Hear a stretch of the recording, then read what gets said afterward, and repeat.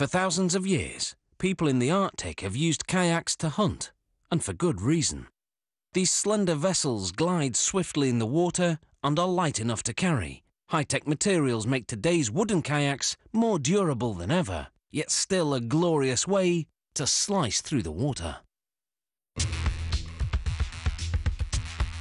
This construction begins with plywood, made from a kume, a rugged type of mahogany.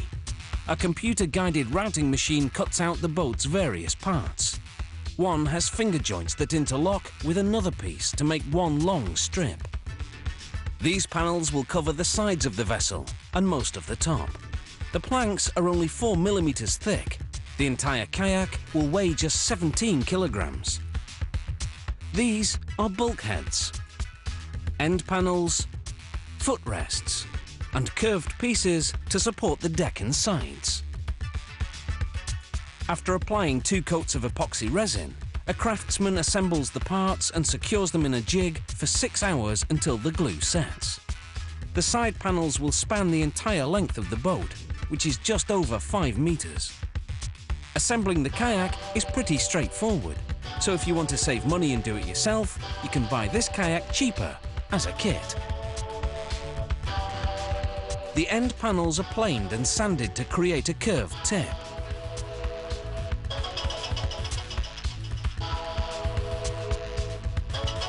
Small holes, spaced 12 centimeters apart, are drilled along the edges of the bottom panels. Then, copper wire is threaded through the holes.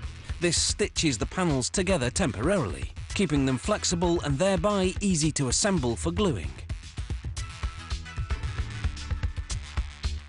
Wooden pegs are placed between the side panels to pry them open. Then those panels are joined with 2 screws in the front and 2 in the back. At this stage, the kayak is upside down. The bottom panels are added. They're attached using copper wire, which won't stick to the resin used to glue these parts together.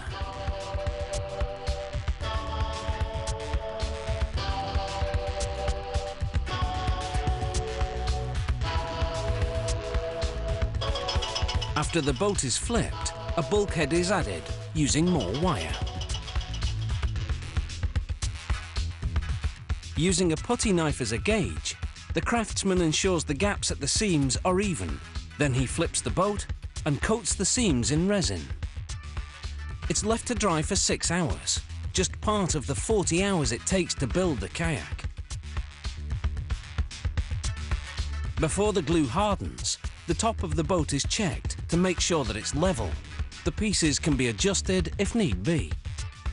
After the wire is removed from the seams, more resin is applied to these areas. Over this, strips of fiberglass cloth are placed to form a watertight seal. 3 more coats of resin will also be applied throughout the inside of the kayak. Once it dries and the entire surface has been sanded and varnished, the footrest assembly is added. This one's got pivot pads with cables that control a rudder to help steer the boat. This is an optional feature.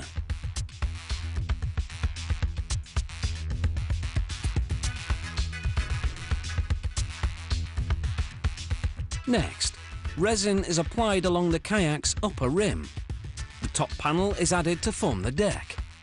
Then, the entire boat is wrapped in packing tape, which compresses the panels as the resin sets for 12 hours.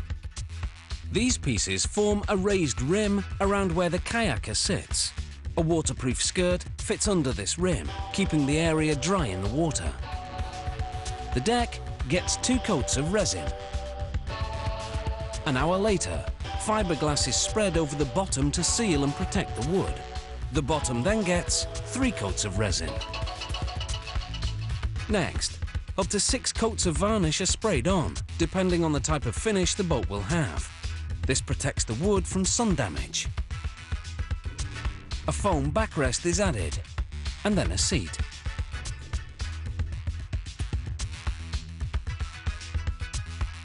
And finally, flexible rubber straps for securing your harpoon or your paddle, so you don't get caught up a creek without it.